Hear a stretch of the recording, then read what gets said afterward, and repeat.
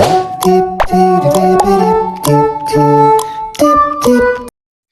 mga kameses! Gusto niyo ba ng dessert na creamy, dreamy, at parang love life ni Crush?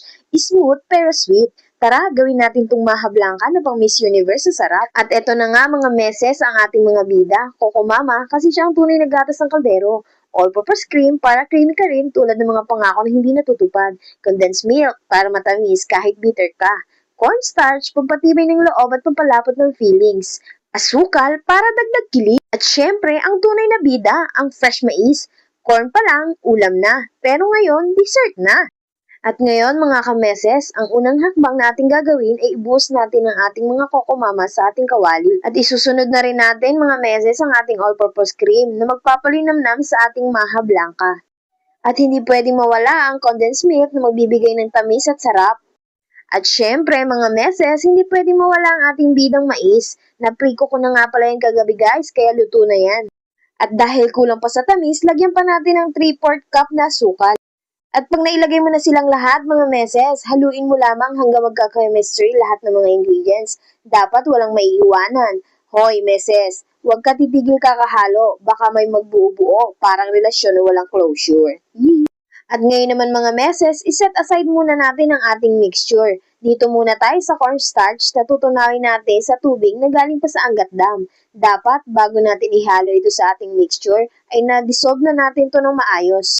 At ngayon nga mga meses, umpisa na nating lutuin ang ating Maha Blanca sa katamtamang apoy lamang, nang sa ganun hindi agad ito masunog. At ihalo na rin natin mga meses yung ating cornstarch na dinisolve kanina.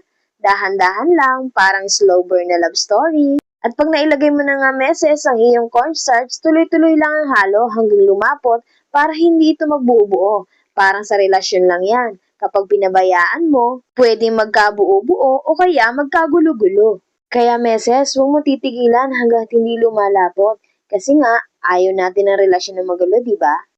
At kapag napansin mong perfect na ang pagkalapot or consistency ng ating maha, pwede mo nang ibuhos sa tray at palamigin ang ating maha. At pwede mo na ring lagyan ng grated cheese on top, meses, kasi cheesy ka, aminin mo. At ayan na mga meses, ang creamy, milky, at perfect na Maha Blanca. Ang sarap! Parang ikaw, pang dessert pero hindi for sharing. So, ayan mga meses, kung gusto mo ng Maha Blanca na mas creamy pa sa ex mo sa Instagram filter, eto na yon. At kung nagustuhan mo ang aking video, meses, paki-like, comment, and share mo na rin. Thank you for watching! Please like and subscribe. Bye-bye!